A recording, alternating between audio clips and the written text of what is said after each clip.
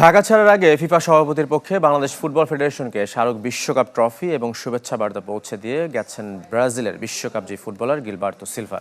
বাফুফে সহসভাপতি ফাহাদ করিমের হাতে স্মারক ট্রফি আর চিঠি তুলে দিয়েছেন ব্রাজিলের বিশ্বকাপ জয়ী সাবেক ফুটবলার।